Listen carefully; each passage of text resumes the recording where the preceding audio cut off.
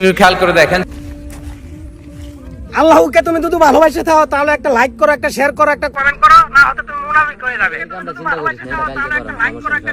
আল্লাহকে তুমি যদি ভালোবাসে থাও তাহলে একটা লাইক করো, একটা শেয়ার করো, একটা কমেন্ট করো, না হলে তুমি মুনাফিক। এই রাসেল, কি ভাই? এই শহীদুল কাকু নামাজ পড়ে রে, না খালি এই ধরনের ভিডিও বানা। না ভাই, হ্যাঁ কোনো সময় দেখছি না নামাজ যাইতে, শুক্রবার ওটা নি যায় না। আর এইসব ভিডিও কি বানায়, এটি দিয়ে ডলার কামায় খালি। এবার যদি ভিডিও বানায় রে, ইসলাম তো একদম হাস্যকর হয়ে যাইব। মানুষ উনারে দেখে আরো শিখবো। ভাই এরা তো সাবধান করা দরকার। আজাই দিয়ে গেছে, উনি কই আছে?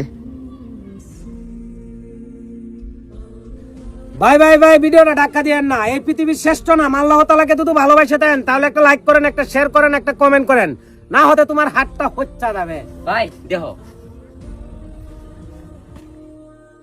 ভাই ভিডিওটা ভালো হয়েছে। কাকু কি ভিডিও বানায়?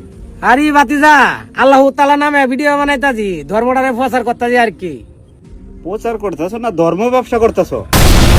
ওই বেটা, এই তুই কি দেখোস আমি ধর্ম ব্যবসা করতাছি মানে? কাকু রাগ কইরেন না, আপনি কি নামাজ পড়ে?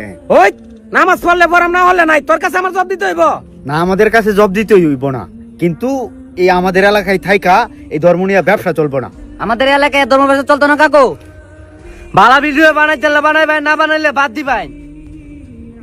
ভালো ভিডিও বানাইতে পারলে বানান, না বানাইতে পারলে ভিডিও বানাইতেই দিব না।